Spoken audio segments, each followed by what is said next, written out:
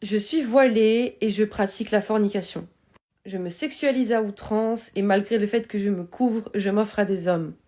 C'est ce qu'une sœur m'a stipulé en message, quelqu'un que je respecte beaucoup et avec qui on a beaucoup discuté sur le sujet pour comprendre pourquoi elle arrivait à s'adonner à ce genre de choses, malgré le fait d'avoir passé le cap du voile, etc., etc.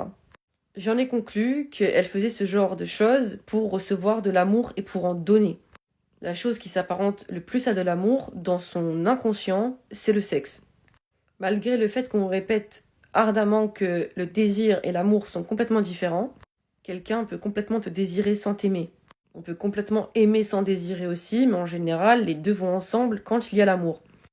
Pourquoi est-ce qu'elle se retrouve dans cette circonstance qui peut-être concerne notre sœur? Parce que la société vous rabâche matin, midi, soir que les femmes qui sont aimées, c'est les femmes qu'on désire. Que la chose qu'on a de plus à offrir, c'est un corps. J'en conclus, après j'ai pas les qualifications pour, que ça découle d'un manque d'affection. Dans le manque d'affection, la non-démonstration d'affection des parents, ce qui peut en ressortir, c'est soit une fermeture complète à tout ce qui est touché, soit l'inverse. Soit les deux, des phases hautes et d'autres neutres. Elle me demandait comment je faisais pour ne pas avoir de désir. Tout simplement parce que je n'ai pas associé l'amour et le désir. Je sais que ce sont des choses complètement distinctes. Les choses qui pourraient me faire désirer, je baisse les yeux. Simple. Je suis pas un robot, je suis pas frigide. Juste, je baisse les yeux. Je vais éviter de me mettre dans des circonstances qui vont me faire avoir du désir. Il y a des gens qui vont avoir du désir très vite. Le simple fait de parler, ça peut alimenter des idées chez eux. Moi, c'est pas mon cas. Là où en fait elle pense que c'est très facile pour elle de désirer, c'est très facile pour elle d'aimer. Et ça de façon très naïve. Sa seule manière d'avoir de l'attention et de l'affection, c'est à travers son corps. Dans ce schéma, il faut remettre l'être humain à sa place.